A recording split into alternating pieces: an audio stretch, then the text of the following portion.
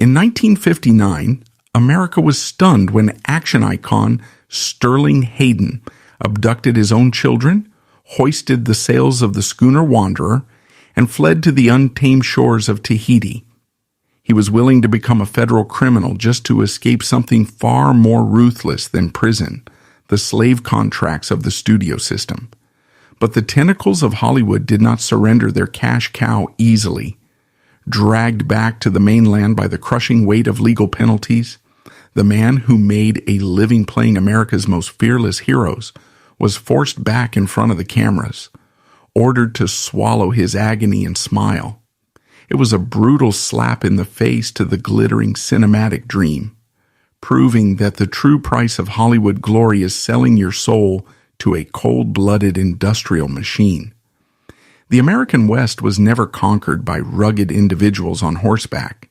It was monetized by corporate executives sitting in climate-controlled boardrooms.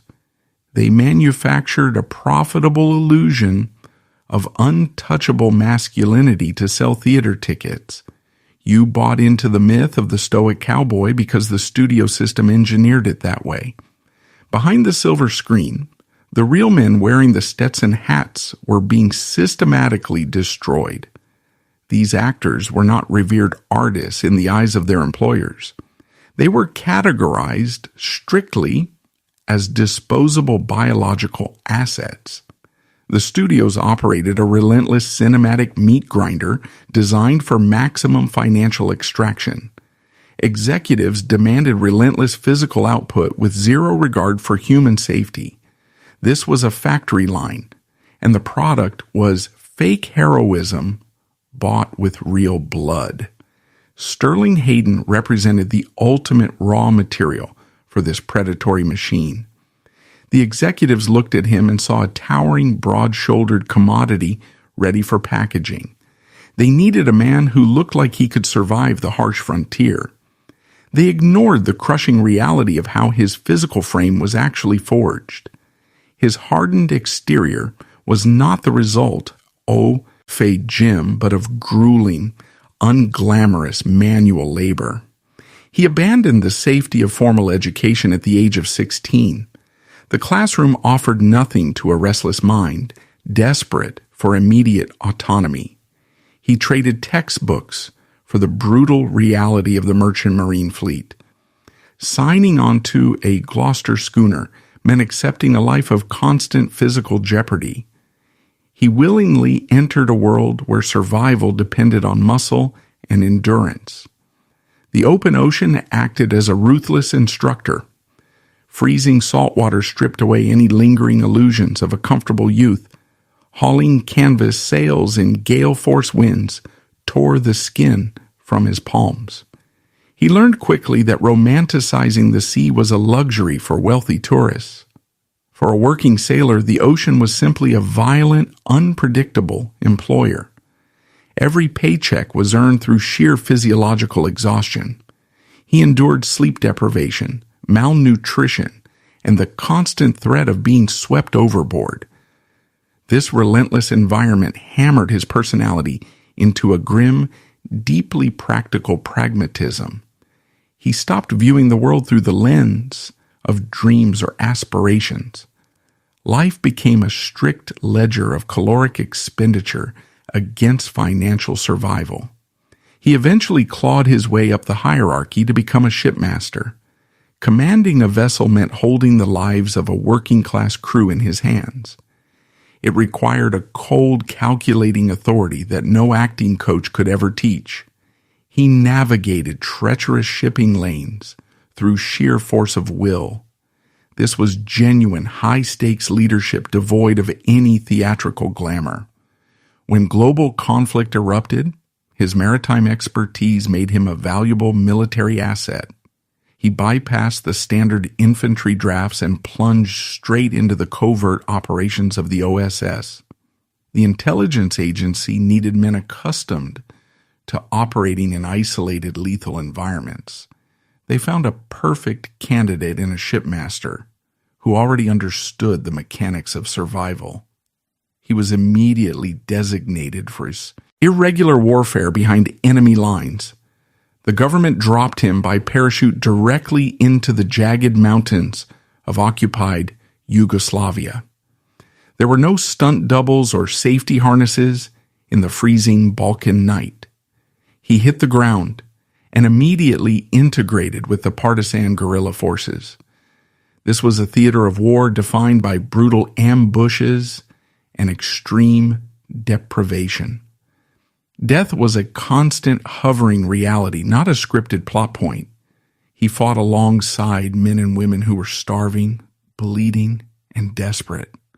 Running blockades through the Adriatic Sea meant evading heavily armed fascist patrols. The trauma he witnessed during these supply runs was visceral and permanent. He watched real people bleed out into the mud for their political freedom.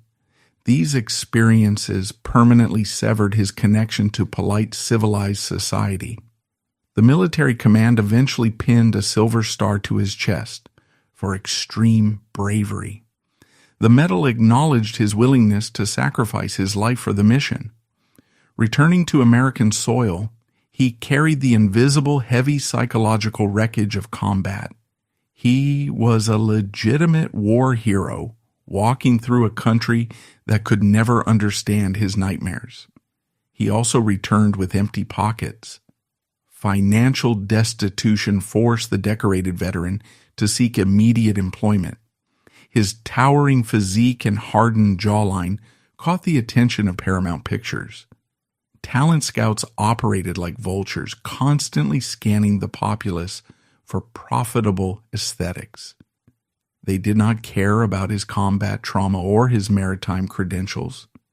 They only saw a marketable commodity that could easily replace their aging roster of stars. The initial studio contract was a masterpiece of predatory legal extraction. The paperwork legally bound his physical likeness and his time to the corporation. He traded his autonomy for a steady paycheck to escape immediate poverty.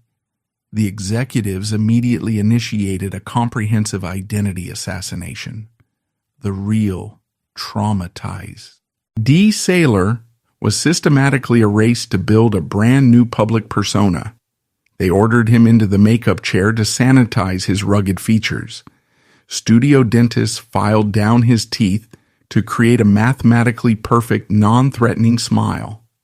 Wardrobe departments dressed him in carefully tailored costumes designed to project a specific masculine illusion.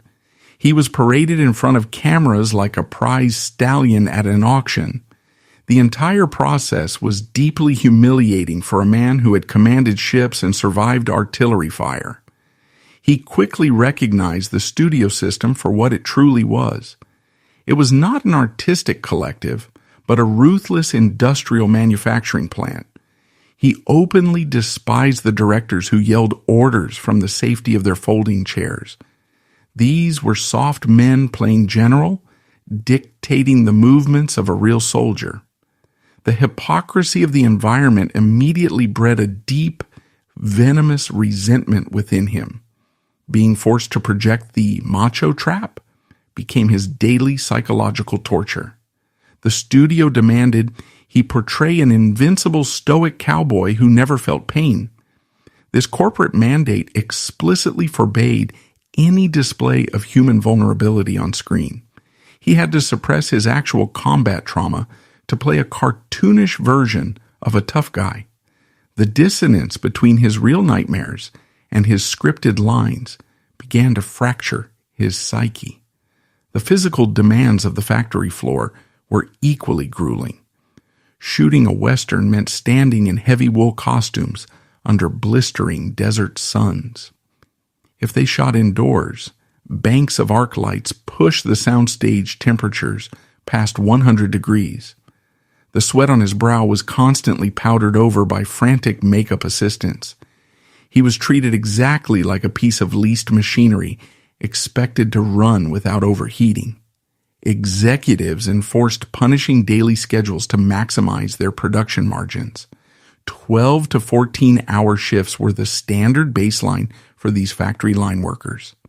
Complaining about XHA, Houston was a direct violation of the unwritten corporate code.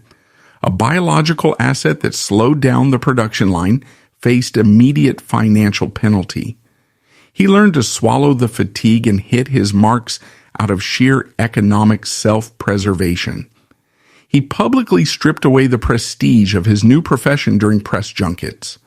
Whenever reporters asked about his craft, he bluntly called acting a ridiculous way for a grown man to make a living. The studio publicity department panicked every time he spoke off script. They desperately tried to muzzle his working-class honesty to protect their polished marketing campaigns. He refused to play the grateful star, treating the press with cold, dismissive contempt. Every hour spent on a soundstage was justified by a singular, obsessive financial goal. He viewed the studio paycheck exclusively as a funding mechanism for his true addiction. He needed large amounts of capital to purchase and maintain enormous sailing vessels. The ocean was his only psychological sanctuary from the toxic corporate environment of Hollywood. He willingly sold his dignity on screen to buy his freedom on the water. This created a vicious, inescapable cycle of predatory extraction. The larger the ship he bought, the more maintenance capital he required. The rising costs forced him to sign on for increasingly grueling film productions. He was trapped in a financial feedback loop engineered by his own maritime desires.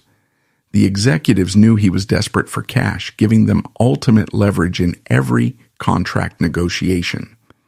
They assigned him to whatever script fit their quarterly revenue projections. He was plugged into scenes without any regard for the quality of the narrative. He memorized the lines, hit the marks, and collected the check with robotic efficiency. There was little artistic passion driving his performances. It was pure, unadulterated manual labor executed in an artificial environment. The contrast between his two lives was deeply jarring. On the weekends, he was scraping barnacles off hulls and repairing canvas sails with bleeding fingers.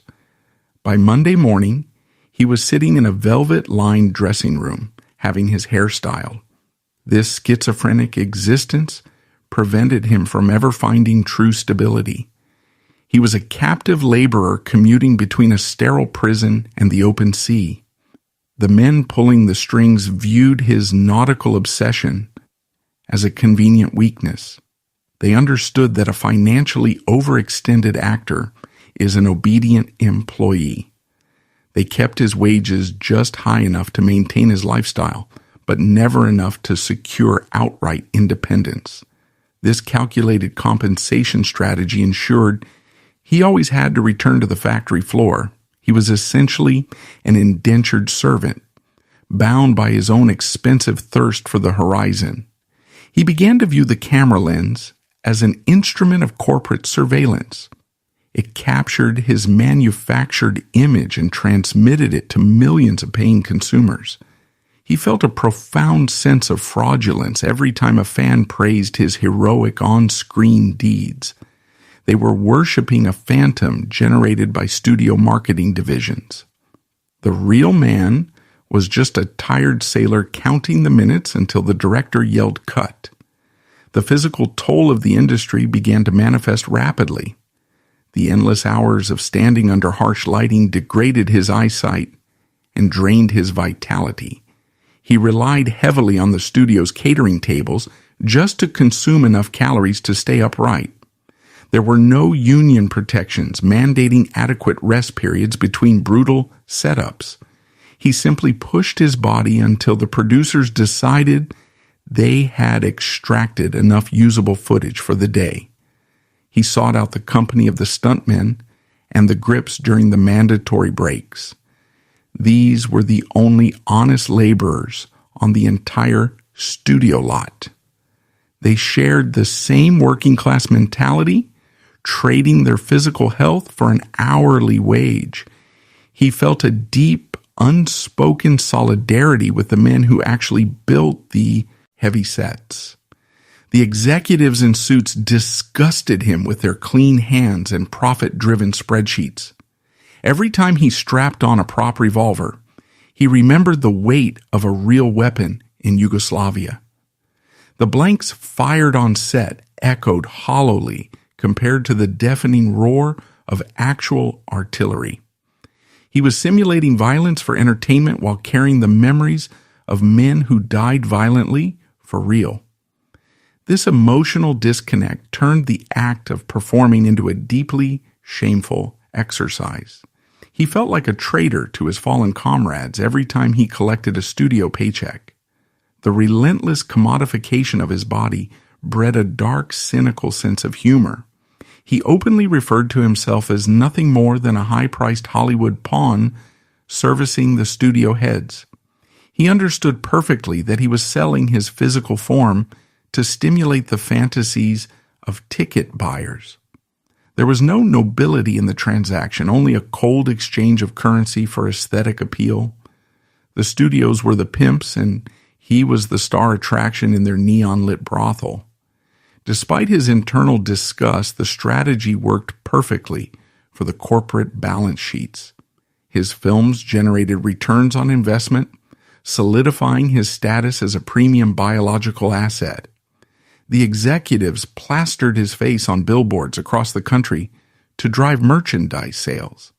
They aggressively marketed the very stoicism that was slowly destroying him from the inside. He was a prisoner of his own profitable bone structure. He deliberately isolated himself from the glamorous Hollywood social circuit. He despised the cocktail parties, filled with sycophants and industry executives congratulating themselves. He refused to participate in the mandatory networking events required to boost an actor's profile. When the cameras stopped rolling, he immediately retreated to the grim reality of the harbor. He preferred the smell of diesel fuel and rotting kelp to the expensive perfumes of the studio elite. This antisocial behavior only increased his market value. The studio marketing machine spun his genuine disgust for the industry into an aura of mysterious rebellion. They packaged his working-class anger and sold it back to the audience as brooding masculinity. Every attempt he made to distance himself from the illusion was instantly co-opted and monetized. The corporate machine consumed his genuine defiance and spit it out as a profitable marketing hook. He found himself locked into a multi-picture deal with no legal avenue for escape. The contract dictated what he wore, who he could be seen with, and what he could say publicly. He was effectively a piece of corporate property, generating dividends for invisible shareholders. The sheer weight of this legal bondage began to crush his fiercely independent spirit. He was a shipmaster reduced to a marionette, dancing on strings pulled by accountants. The physical reality of shooting on location stripped away any remaining cinematic magic. The crews were shipped out to remote, unforgiving deserts to film the lucrative Western epics. The actors were housed in cramped, sweltering trailers with minimal ventilation. They were expected to perform high-intensity action sequences while battling severe dehydration. The studio bosses monitored the daily expenditures from their air-conditioned offices, detached from the suffering on the ground. He watched fellow actors break bones and tear ligaments, performing reckless stunts demanded by aggressive directors. The production schedules were so tight that injuries were treated as inconvenient delays rather than medical emergencies. A broken arm meant a fast trip to the set medic for painkillers and an immediate return to the camera. The macho trap dictated that you swallow the agony and finish the scene. Showing weakness meant risking your placement on the factory line. The relentless cycle of filming, promoting, and returning to the set left him in a state of permanent exhaustion. His frame began to ache from the repetitive strain of horse riding and staged brawls. The studio doctors were always available to provide chemical assistance to keep the assets moving. They handed out amphetamines to wake the actors up and barbiturates to put them to sleep. He was being chemically managed by the corporation to ensure maximum daily output. He began to view the executives not just as employers, but as adversaries. Every contract renegotiation was a bitter, hostile battle over his physical limits. They pushed for more films per year, while he desperately fought for more time away from the lenses. The studio lawyers always won by weaponizing his financial liabilities against him. They held his nautical debts over his head like a loaded weapon. He realized that the entire industry was built on the calculated destruction of its labor force. The studios chewed up actors, extracted their youth, and discarded them when their box office appeal waned. He knew his time as a premium asset was biologically limited. The inevitable aging process would eventually render him obsolete to the marketing department. This looming expiration date forced him to accept an increasingly punishing workload to stockpile cash. The psychological burden of this existence began to seep into his off-screen demeanor. He became notorious for his foul temper and complete lack of patience with industry nonsense. Directors quickly learned to shoot his scenes as rapidly as possible to avoid his explosive frustration. He did not care about camera angles, character motivation, or the artistic vision of the auteur. He only cared about finishing the shot, collecting the voucher, and driving straight to the docks. His physical presence intimidated the very executives who signed his paychecks. When he walked into a boardroom, the sheer violent reality of his past silenced the corporate jargon. He refused to sit comfortably, often pacing the room like a caged predator. They knew he despised them, yet they continued to fund his life because his face printed money. It was a deeply toxic symbiosis built on mutual exploitation. The illusion of the American West was the most profitable lie the studio ever told. They sold a fantasy of ultimate freedom while operating a system of total corporate control. Hayden was the perfect poster boy for this geographical myth. He portrayed men who bowed to no authority while personally bowing to studio mandates every single morning. The crushing irony of his career was that playing a free man cost him his actual freedom. He navigated the studio lots with the grim determination of a soldier surviving a hostile occupation. He learned to identify the corporate spies planted on the set by the production office. These informants reported any signs of dissent, fatigue, or insubordination directly to the executives. The entire work environment was a paranoid, heavily surveilled panopticon designed to crush labor organization. He kept his head down, did the heavy lifting, and plotted his eventual escape to the sea. The political climate shifted violently, transforming the entertainment industry into a heavily surveilled hunting ground. Politicians in Washington desperately needed high-profile headlines to secure their own power and ensure re-election. They locked their crosshairs onto the most visible, lucrative, and culturally influential industry in the nation. The Hollywood Dream Factory was suddenly subjected to a ruthless, publicized federal investigation. The government was not looking for genuine threats. They were looking for profitable spectacles. The House Un-American Activities Committee rolled into the entertainment capital like an invading corporate army. They understood perfectly that dragging premium biological assets into the spotlight would guarantee front-page coverage. Subpoenas were weaponized as instruments of political theater to terrify the civilian population. The committee did not care about the actual ideologies of the actors they targeted. They only cared about the submission they could extract from them on a national stage. The corporate executives sitting in their corner offices did not fear this political ideology.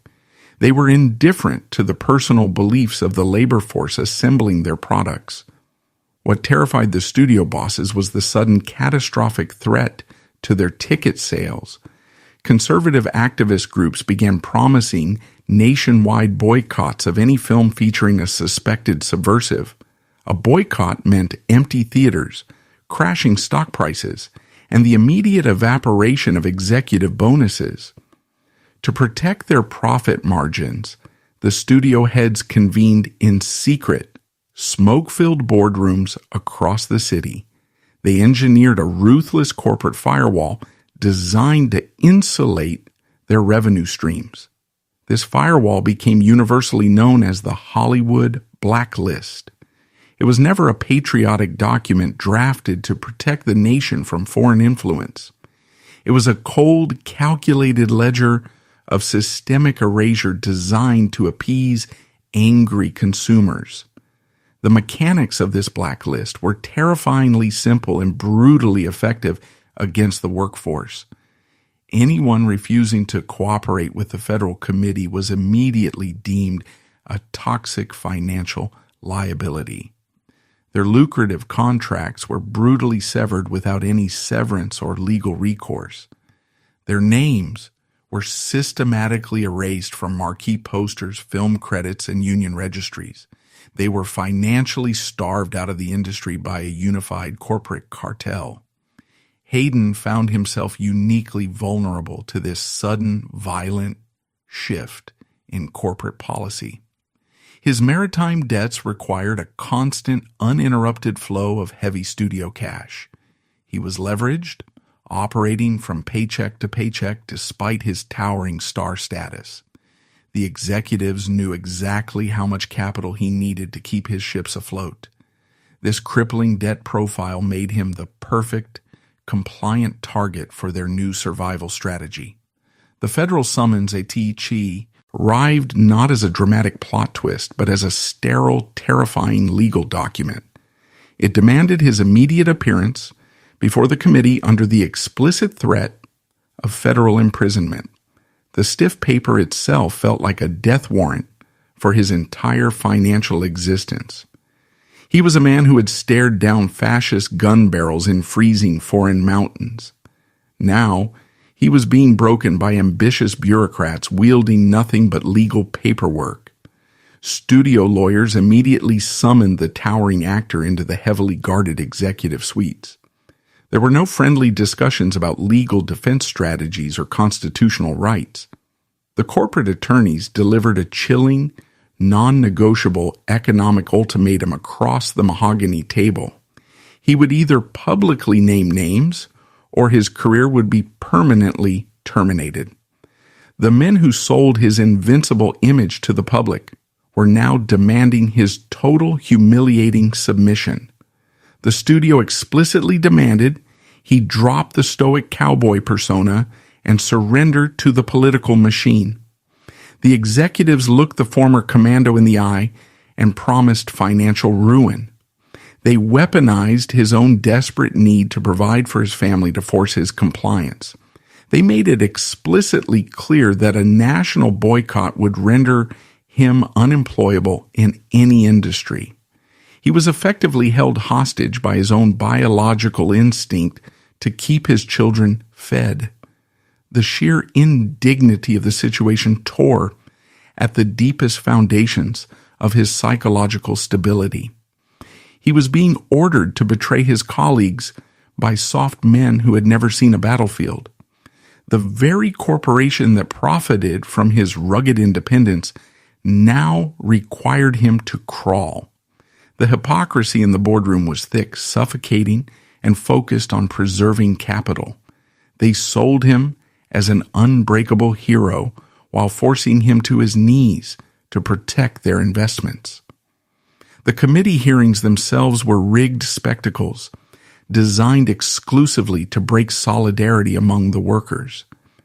There was no actual legal defense permitted within those paneled rooms. You were presumed fundamentally guilty the exact moment the subpoena was printed and delivered. The only acceptable path to survival was the total public humiliation of offering up your peers as sacrifices. The politicians demanded a blood offering, and the studios were happy to provide the victims. The threat of the boycott was enforced by incredibly powerful, aggressive corporate lobbying groups. These organizations published underground newsletters listing the specific names of actors and grips to be shunned. Theater owners across the country panicked, threatening to pull studio distribution contracts. The entire supply chain of cinematic capital was at risk of a catastrophic, system-wide collapse. The executives chose to throw their own employees into the fire rather than risk a single quarter of lost earnings. The studio bosses could have collectively stood against the committee to protect their vulnerable labor force. They possessed the sheer financial power to crush the political boycotts. Instead, they capitulated, choosing the path of moral cowardice. They prioritized their quarterly earnings over basic human decency and the lives of their workers. This ultimate betrayal shattered any remaining illusions Hayden had about the nobility of the film industry. He found himself isolated from his peers the moment the subpoena became public knowledge. Trust evaporated on the bustling studio lots overnight, replaced by a suffocating paranoia. Conversations turned into hushed whispers, and suspicion infected every single dressing room. Every fellow actor was a potential informant desperately trying to save their own lucrative contract. The bustling factory floor transformed into a silent, deeply hostile environment. He hired expensive lawyers, but the legal system offered zero protection against corporate blacklisting. The attorneys simply confirmed the grim, inescapable reality of his financial situation. The law could potentially keep him out of a federal cell, but it could not force a terrified studio to hire him. His legal counsel effectively advised him to surrender his dignity to save his bank accounts. The entire justice system was complicit in the corporate strategy of systemic erasure. The looming hearing date triggered waves of insomnia, anxiety, and physical exhaustion. He paced the wooden decks of his heavily mortgaged ships, staring out into the black water. The sanctuary of the ocean was suddenly poisoned by the impending threat of total bankruptcy. The financial noose was tightening around his neck with every passing agonizing hour. His physical frame began to show the heavy toll of the relentless psychological warfare. His brief, fleeting association with radical politics years prior was suddenly exhumed from the past. It had been a minor, almost forgotten chapter of his life, driven by genuine working-class empathy. Now it was being twisted into an act of national betrayal by ambitious prosecutors. The government weaponized his youthful compassion and turned it into a lethal legal liability. He was being punished for daring to care about the plight of the common laborer. The press caught wind of his impending subpoena and descended upon him like starving vultures. Photographers and reporters began stalking his every movement, eager to document the destruction of a giant. The studio publicity department, which usually protected him fiercely, abandoned him to the wolves. He was suddenly designated as a toxic asset, quarantined from the rest of the corporate portfolio. He was left alone to face the flashing bulbs and the screaming accusations. He watched the terrifying newsreels of other defiant men being marched off to federal prison. These were laborers who refused to bow, and the system utterly and destroyed them. They lost their homes, their marriages, and their fundamental freedom. Defiance was not a romantic stand. It was a brutal, physical erasure from civil society. He understood that fighting back meant subjecting his own family to that exact same horrific fate. The blacklist was also an effective tool for the studios to crush internal labor organizing. They used the overwhelming political hysteria to eliminate vocal advocates for fair pay and safer sets. Hayden saw exactly what the executives were accomplishing under the false guise of patriotism. They were breaking the back of the workforce to secure eternal dominance over the payroll. It was a union-busting operation disguised as a matter of national security. The lawyers forced him to rehearse his impending testimony like a grotesque, humiliating script. He had to memorize the exact cadence of submission to please the aggressive committee members. This was the most agonizing, soul-crushing performance of his entire professional career. He was directing his own spiritual execution under the watchful eyes of corporate attorneys. Every rehearsed word felt like swallowing a mouthful of shattered glass. The immense stress manifested physically, draining the color from his face and adding a tremor to his hands.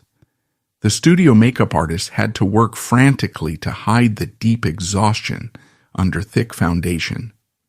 The executives demanded he maintain the illusion of robust health even as they prepared to feed him to the wolves.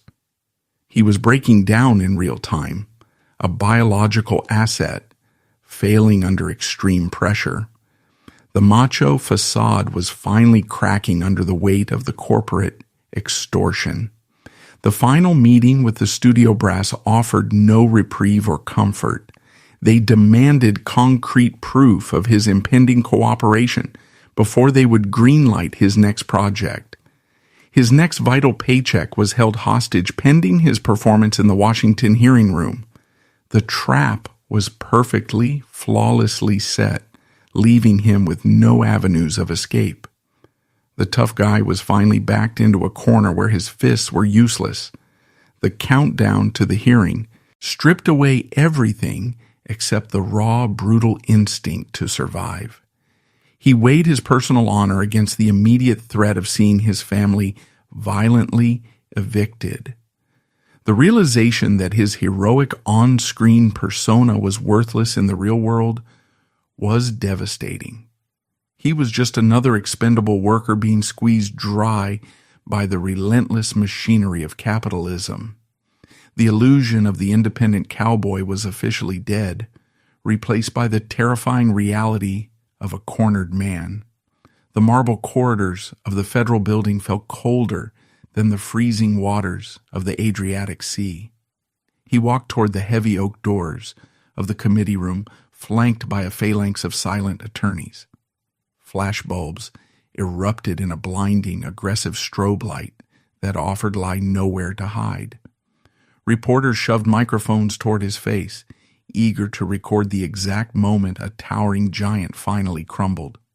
He was walking straight into a political theater specifically designed to extract human dignity for front-page headlines. The wooden chamber was explicitly engineered to make the individual worker feel insignificant. Powerful politicians sat elevated on a high dais, looking down at the witness chair like predatory hawks. This was a manufactured spectacle of dominance, funded by terrified taxpayer dollars. The heavy metal microphone resting on the wooden desk looked far more intimidating than any prop weapon he had ever carried. He was strictly instructed to raise his right hand and swear an oath to the very political machinery attempting to destroy him. Taking the stand was the antithesis of his heavily marketed, fearless on-screen persona. The invincible movie cowboy was actively sweating under the harsh, unyielding glare of the government interrogation lamps. The committee members spoke with a polite bureaucratic venom that barely masked their ruthlessness. They were not seeking any genuine truth. They were demanding a public, totally humiliating surrender. Every single question they asked was a calculated legal trap designed to force the laborer into a defenseless corner. He began his grueling testimony by confessing to a fleeting, practically meaningless political curiosity. He openly admitted to attending radical meetings for a mere fraction of a year during his restless youth. This incredibly brief association was driven by a genuine, naive desire to support the struggling working class. The politicians instantly seized upon this honest admission, twisting his basic empathy into a terrifying national conspiracy. They loudly demanded he prove his loyalty to the state by immediately feeding other laborers to the wolves. The ultimatum hung like a guillotine blade in the suffocating air of the crowded hearing room. He had to verbally deliver the exact names of his peers, or face immediate financial and professional elimination. The studio lawyers sitting right behind him offered silent, terrifying pressure to complete the grotesque transaction. The heavy silence in the room became an unbearable physical weight, violently pressing against his chest. He finally opened his mouth to secure his own economic survival at an unspeakable, eternal cost. The syllables that slowly left his lips were actual weapons of mass financial destruction. He spoke the name of a former lover, a woman who had previously shared his deepest personal confidences. Handing her over to the aggressive committee was a profound, deeply personal betrayal that shattered his soul. Her entire identity was instantly converted into cheap political currency to buy his own legal freedom. The intimate trust they had once shared was brutally slaughtered on the public altar of corporate appeasement. The next casualty he offered up to the microphone was a talented, fiercely independent fellow actress. She was a working woman simply trying to navigate the incredibly treacherous waters of the predatory studio system. By uttering her name into the federal record, he instantly detonated our entire career trajectory. The executives listening to the live radio broadcast immediately drew a thick red line through her lucrative studio contracts. She was permanently transformed from a valuable asset into a toxic financial liability in a matter of seconds. He continued the grim publicized procession by naming a prolific, incredibly hard-working screenwriter. This man literally built entire cinematic worlds from a typewriter, feeding the studio machine with raw narrative material. His only reward for years of dedicated, profitable labor was to be publicly branded an enemy of the state. The writer's ability to pay his mortgage and feed his children was instantly and permanently revoked by the corporate cartel. His creative voice was violently silenced simply to ensure Hayden could keep his expensive ships afloat in the harbor. The final target offered to the hungry committee was a respected visionary film director. This was a man who understood the complex mechanics of filmmaking far better than any of the executives in expensive suits. Giving up his name was the ultimate sickening capitulation to the cowardly studio bosses who demanded a blood sacrifice. The director was immediately banished from the very industry he had helped build with his own sweat and vision. He was systematically erased from Hollywood history strictly because a terrified actor needed to clear a bank loan. The heavy wooden gavel slammed down, finalizing the grotesque transaction and releasing him from the interrogation chair. The politicians successfully secured their sensational headlines, and the studios got their premium assets officially cleared for production. But the man who slowly stood up from that wooden seat was spiritually hollow. He had successfully protected his marketable physical frame, but he had compromised his inner core. The invisible, crushing weight of immense guilt immediately and permanently settled onto his broad, slumping shoulders. The real-world cons Sequences for the 4 individuals he publicly named were swift, brutal, and devastating. The studios executed a flawless, unified campaign of total economic starvation against the accused laborers. Heavily armed security guards barred them from ever entering the very lots where they had worked tirelessly for years. Their faces and names were aggressively stripped from all distribution materials, as if they had never physically existed. The capitalist machine chewed them up and immediately spit them out into total, inescapable financial ruin. They rapidly lost their homes, their life savings, and their hard-earned standing within the local community.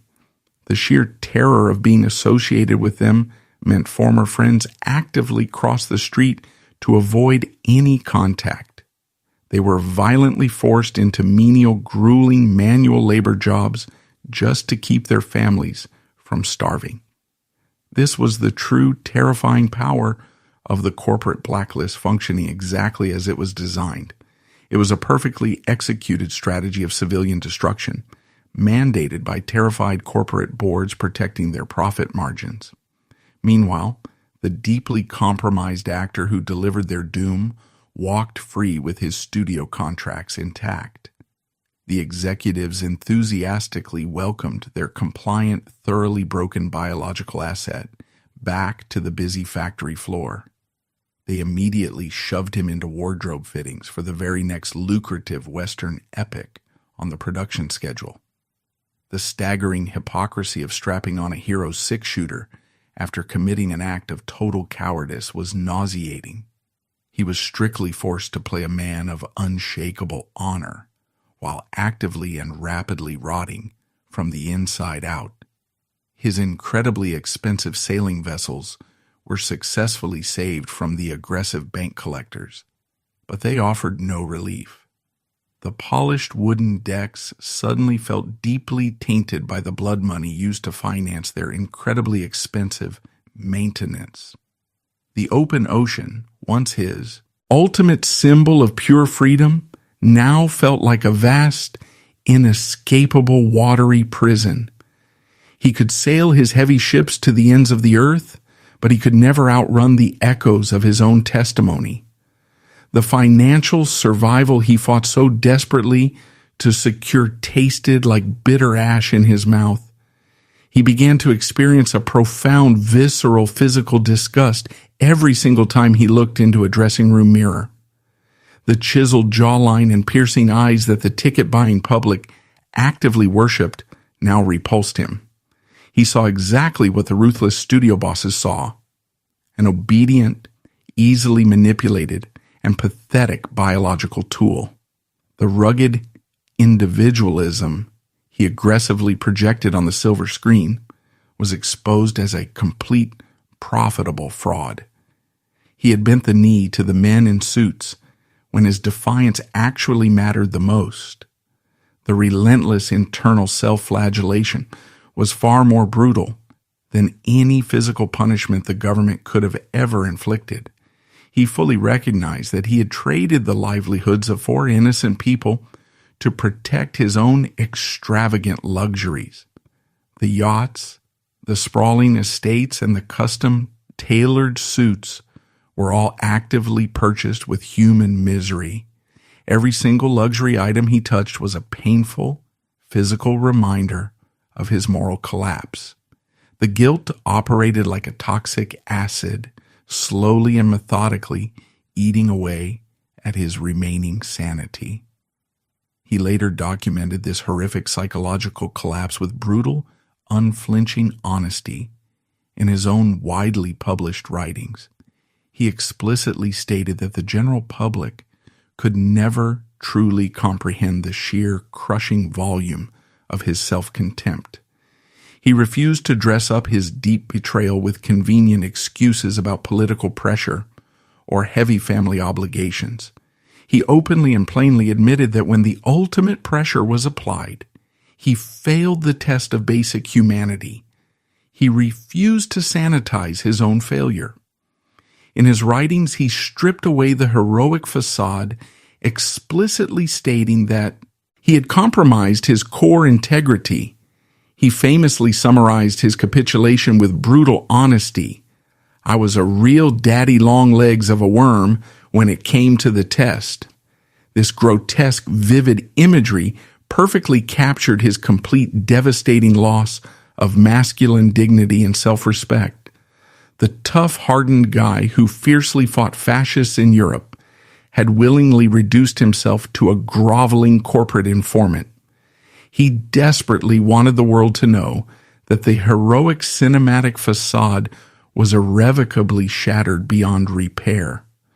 The brutal truth of his own cowardice was the only honest thing he had left to offer the public. The studios, of course, were utterly indifferent to his ongoing psychological breakdown. They only cared that the public political protests had ceased and the lucrative ticket sales remained strong. They continued to relentlessly market him as the ultimate emblem of uncompromising, stoic American grit. The marketing departments printed millions of glossy posters featuring his stern, supposedly uncompromising face. It was a masterclass in aggressive corporate deception, selling a broken man as an invincible titan. He was immediately forced right back into the grueling, hyper-masculine, toxic environment of the sound stages. He had to stand shoulder to shoulder with grips and electricians who knew exactly what he had done in Washington. The working-class crew members viewed publicized informants with a deep, silent, and fiercely abiding contempt. The bustling movie set rapidly became an incredibly hostile work environment, filled with unspoken, heavy accusations. He was a wealthy, paid outcast, alienated from the very laborers he once deeply respected. The relentless physical demands of the factory floor did not slow down for a second to accommodate his shattered mental state. The directors aggressively yelled action, demanding the stoic, confident delivery of dialogue that felt utterly ridiculous. He had to violently punch stuntmen, rescue Damsa, LS, and deliver heavy monologues about justice and right versus wrong. Every scripted word about personal honor felt exactly like a rusted razor blade, slowly slicing his throat. He was actively participating in the daily creation of a myth he now knew was fundamentally toxic. He watched helplessly from afar as the specific people he named struggled to survive in deep, crushing poverty. He possessed the financial means to help them, but reaching out would invite further aggressive government scrutiny. The blacklist strictly forbade any professional contact or financial assistance to those who had been officially eliminated. He was violently forced to be a silent, wealthy spectator to the ongoing destruction he had personally initiated. This enforced, unnatural apathy only severely deepened the toxic reservoir of his own self-hatred. Every royalty check he received in the mail felt exactly like a direct deposit of stolen wages. He was actively and heavily profiting off an industry-wide purge that he had personally helped to facilitate. The immense wealth he accumulated rapidly became a physical manifestation of his profound, inescapable moral failure. He spent the studio money frantically, desperately trying to rid himself of the tainted corporate currency. But no amount of reckless, heavy expenditure could buy back the core integrity he had fully surrendered. The studio executives regularly patted him on the back, warmly congratulating him for making the practical choice. Their corporate approval was the ultimate sickening insult, confirming that he was now one of them. He had fully joined the ranks of the exploiters, actively stepping on the necks of the vulnerable to secure capital. The defiant working-class sailor was gone forever, permanently replaced by a terrified, compliant corporate asset. The psychological transformation was complete, and the final results were permanently devastating. The financial trap was binding him tighter than any rusted Marie time anchor. Multiple failed marriages generated a mountain of aggressive, court-mandated alimony payments that required constant funding. The judges demanded monthly checks, indifferent to his ongoing severe psychological breakdown. His children needed housing, education, and food funded by his continuous Hollywood servitude. He was bleeding capital at an unsustainable, terrifying rate. Walking onto the soundstage felt exactly like entering a maximum security, heavily surveilled psychological prison. The working-class crew members knew exactly how he had secured his continued lucrative employment. Heavy cables were dragged across the floor by men who glared at him with silent contempt. Electricians turned their backs when the towering actor walked past the busy craft services table. He was a paid pariah, isolated within a sea of alienated laborers. This total isolation transformed every single film shoot into a masterclass in relentless psychological torture. He had no friends in the dressing rooms, only corporate handlers assigned to strictly monitor his schedule. Between the aggressive yells of action and cut, he sat alone in a deafening, heavy silence. The makeup artist refused to make small talk, applying thick foundation with cold mechanical efficiency. He was effectively a ghost haunting his own lucrative, perfectly lit movie sets.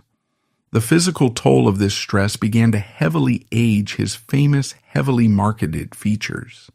The studio lighting technicians had to work overtime to hide the deep, dark bags under his tired eyes.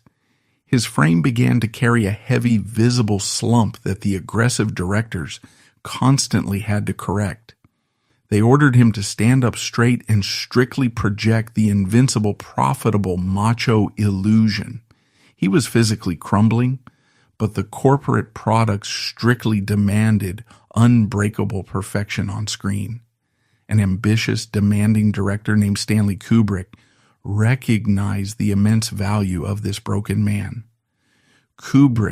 Kay was operating a rogue, low-budget production called The Killing on the extreme fringes of the studio system. He needed a recognizable star to secure financing, but he lacked the capital to pay premium rates. Hayden was the perfect, desperate target for this incredibly demanding shoestring cinematic operation. The actor needed immediate cash to pay his angry ex-wives, making him a compliant, obedient employee. The production schedule for the heist film was a grueling nightmare of corporate efficiency. Kubrick pushed the exhausted cast and crew through endless repetitive takes to capture his precise vision. Hayden was forced to memorize rapid-fire dialogue while functioning on virtually 0 hours of actual sleep. The suffocating pressure of the cramped, sweaty sets felt exactly like an intense police interrogation room. He was a trapped animal performing complex tricks for a relentlessly demanding taskmaster. His character in the film mirrored his own desperate, inescapable reality with terrifying perfect accuracy. He played an aging, exhausted criminal desperately trying to secure one final financial payday. The sheer desperation in his eyes during the climatic shootout scenes was totally unscripted. He was channeling his own alimony debts directly into the cold lens of the camera. The audience praised his brilliant acting, unaware they were watching a man actively drowning in real time. The studio executives watched the daily rushes and smiled at the return on their minimal investment. They did not care that their leading man was actively suffering from severe, visible psychological exhaustion. The film wrapped quickly, and Hayden instantly handed the entire paycheck over to his aggressive creditors. The money vanished into the vast void of his legal debts before he even left the studio parking lot. He was right back at zero, ready to be financially exploited all over again. The relentless financial treadmill eventually pushed his fraying psychological state past the breaking point. This was the catalyst for the infamous 1959 escape to Tahiti.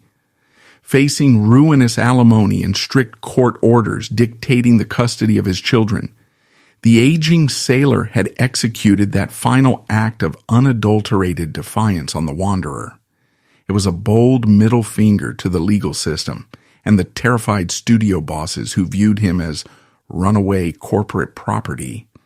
But as the authorities levied crushing fines upon his return, the brief illusion of freedom evaporated. Violently dragged right back onto the relentless factory floor, stripped of his remaining dignity and bankrupt, he was perfectly primed for his next corporate handler. It was in this cornered state that director Stanley Kubrick summoned him back to the grindstone for a cynical military satire. Dr. Strangelove required Hayden to portray an unhinged, paranoid military commander initiating a global apocalypse. The role demanded he tap directly into the very political madness that had destroyed his own life. The director specifically wanted his towering stoic presence to ground the absurdity of the heavy script. It was a cruel, calculated casting choice that heavily exploited his existing psychological trauma. The production took place on huge, intimidating sound stages located on freezing foreign soil. He was isolated from his familiar docks, trapped in a cold, unfamiliar corporate environment. The script required him to deliver incredibly long, complex monologues about bodily fluids and conspiracies. The rote memorization process was torture for a man actively trying to numb his own exhausted brain. Kubrick relentlessly demanded perfection, forcing him into dozens of agonizing, deeply repetitive takes under heavy lights. The immense irony of playing a rabid, anti-communist crusader was not lost on the broken, exhausted actor. He was reciting paranoid dialogue that sounded exactly like the politicians who had publicly ruined his life. The studio was literally forcing him to perform a sick parody of his own deepest, most devastating personal trauma. He swallowed the immense humiliation because the heavy weekly checks kept his boats afloat back home. He was a paid clown performing in a corporate circus built directly on top of his own grave. He survived the grueling shoot through sheer, stubborn, working-class physical endurance. He treated the complex acting role exactly like hauling heavy wet cargo up a steep, icy gangway. There was no joy in the creative process, only the grim satisfaction of completing a physical task. When the director finally yelled at the final cut, he did not celebrate with the exhausted crew. He simply packed his sparse dressing room, secured his payment vouchers, and immediately fled the country. The films generated critical acclaim and box office returns for the greedy studio cartels. Executives ignored his publicized self-loathing, focusing on the immense corporate profit margins. His name on a marquee practically guaranteed a financial return on their initial capital investment. They actively sent their aggressive agents to hunt him down whenever a new script required a hardened veteran. He was a premium biological tool in their heavy toolkit, constantly pulled out to perform heavy lifting. The corporate vultures eventually cornered him for a sprawling mobster epic called The Godfather. The studio desperately needed his towering, deeply intimidating physical presence to play a corrupt police captain. The executives knew his weathered, heavily beaten face carried an immense, undeniable gravitas that could not be faked. They offered him a sum of corporate money for a very brief, impactful appearance on screen. The alimony courts were aggressively threatening him again, forcing him to immediately sign the lucrative contract. Walking onto the set of a heavily funded Hollywood blockbuster felt like entering a machine. Hundreds of crew members scrambled frantically under the aggressive ordeal. Hours of demanding, shouting producers.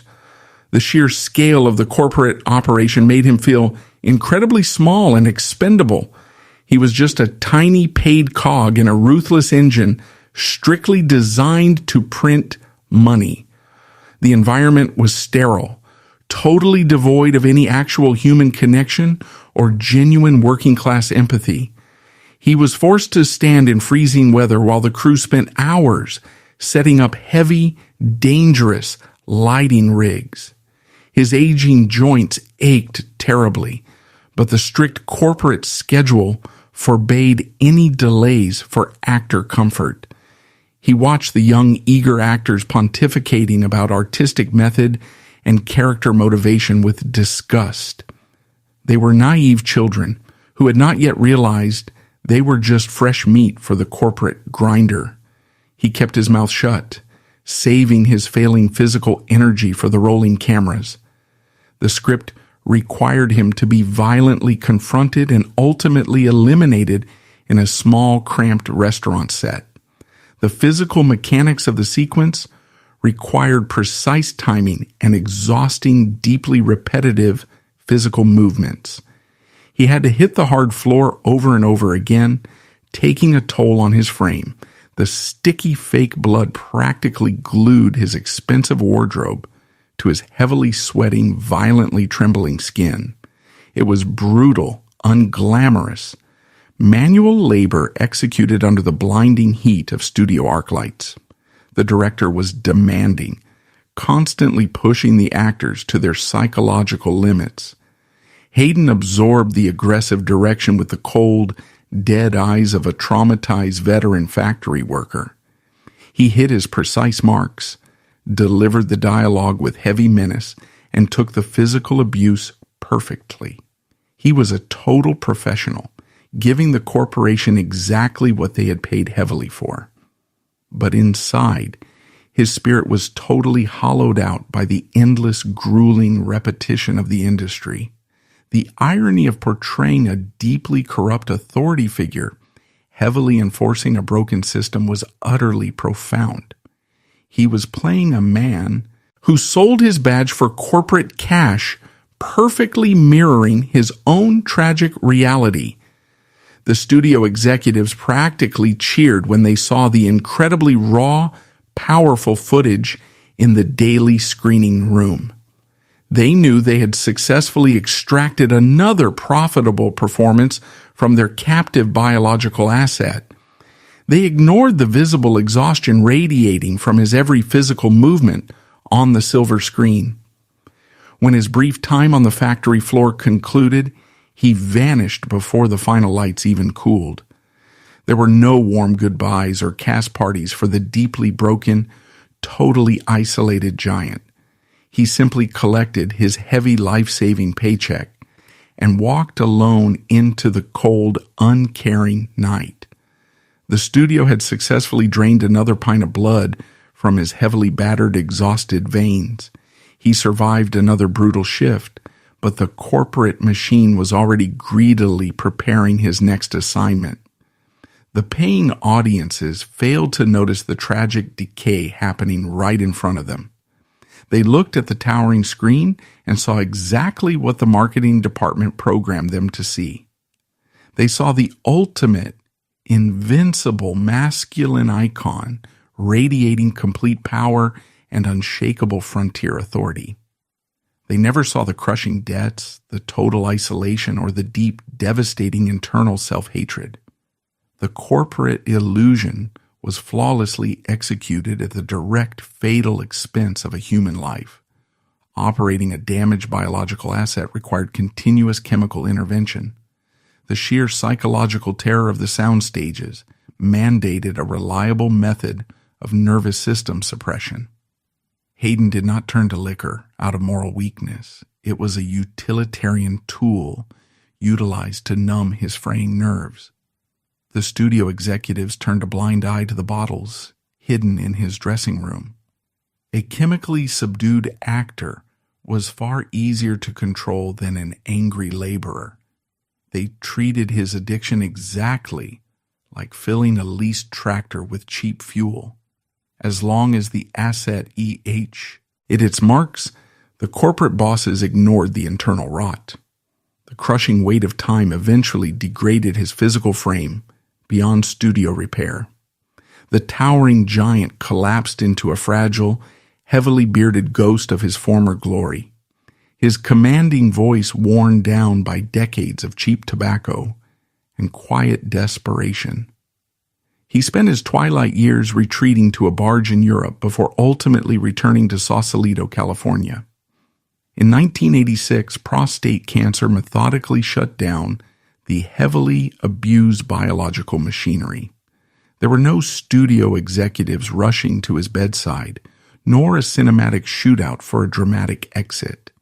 His passing was treated as a minor blip on the corporate radar, a quiet conclusion for a biological asset long since fully depreciated. They shamelessly utilized his demise to market box sets of his classic films, turning his final breath into another quarterly dividend. Sterling Hayden left behind the ultimate blueprint of industrial exploitation in his autobiography, Wanderer. He stripped away every layer of the macho illusion he spent decades building, exposing his own cowardice before the HUAC and the ruthless mechanics of the studio system. Every time his frame dominates the silver screen, the audience is actively witnessing a man enduring profound psychological torture. The Hollywood factory successfully ground a genuine war hero into profitable cinematic dust, proving that in this machine, the cost of physical survival is the total surrender of your soul.